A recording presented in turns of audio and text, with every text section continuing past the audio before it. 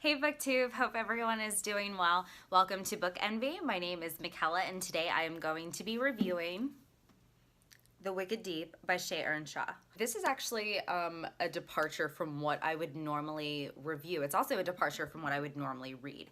However, I was encouraged to step outside my comfort zone by my very dear BookTube friend Spencer over at Common Spence. I will link his channel down below.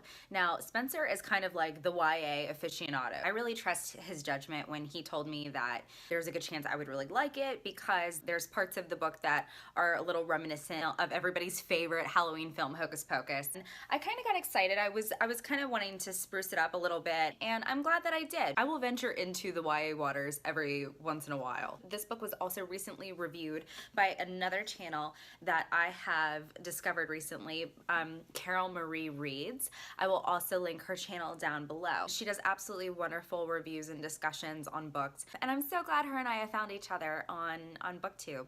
So The Wicked Deep by Shea Ernshaw was published this year in 2018, and it is about a young high school girl named Penny Talbot. Penny Talbot lives in a very small town called Sparrow, Oregon. It's one of those small towns, has a population of like 2,000 to 3,000 people. Everyone knows everyone. You get where I'm going with this. So the town is deeply rooted in folklore. It features the Swan sisters, who are three young girls exactly 1 year apart in age, sentenced to death for witchcraft in 1822.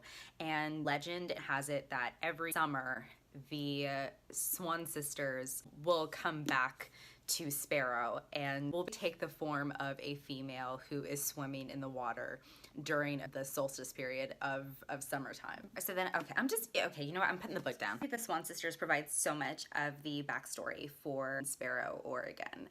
And Penny Talbot, your average teenage girl, she has some big decisions to make. She wants to leave for college. Her dad isn't really in the picture, however, she doesn't want to venture too far away because she doesn't want to leave her mother. One day when she's outside, she meets a guy named Beau who is new and he's looking for work. So Penny basically like plays tour guide and starts telling Beau what the town is like in the folklore. There's going to be a big party on the beach. That's where the story starts. So I would actually like to end this review on a positive note. So I'm gonna go ahead and get the negatives out of the way. One thing that I did not love was the sentence structure.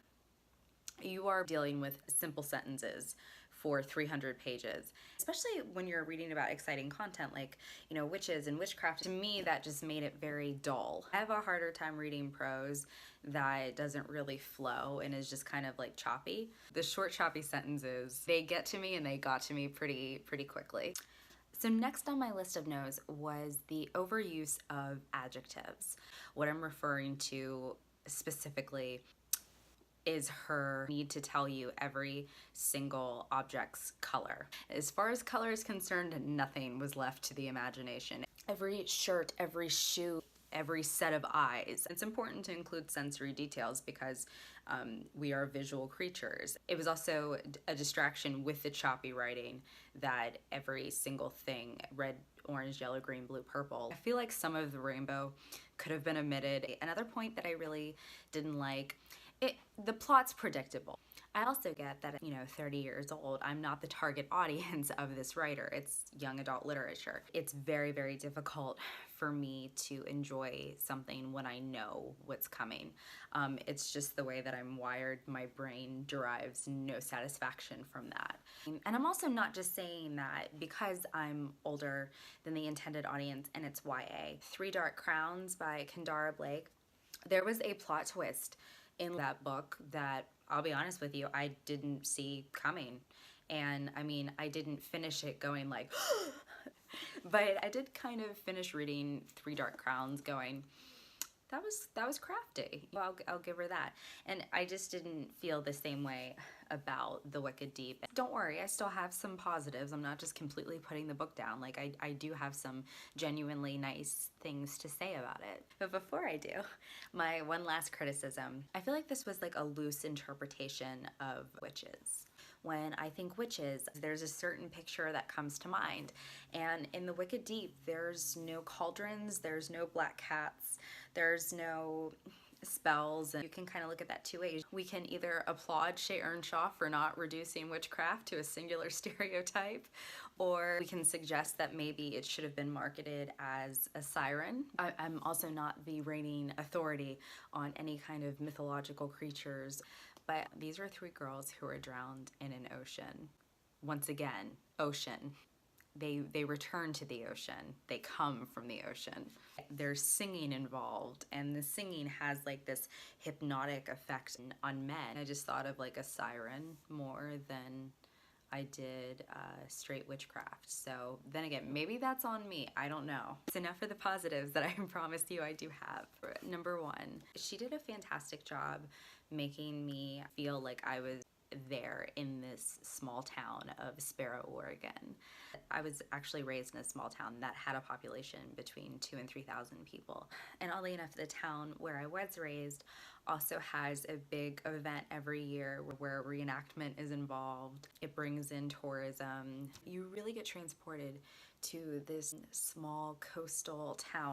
If you hold the book up to your ear, you can hear the ocean. I mean, it felt that real at times. I talked about in my negatives, I felt like that she over-explained things with colors. However, that had the opposite effect on me when she was describing other sensory details, because she would talk about fragrances and food and the character Penny Talbot's best friend Rose, Rose's mom. She's kind of known throughout the town for making these cakes that have these exotic flavor combinations. And there's also mention of tea, and I happened to just buy this at Target the other day. This is Harney & Sons, this green tea with coconut, and I have a cup with me right here. I guess this is like my full initiation as a booktuber, right? I have the mug with tea as I'm doing the book review.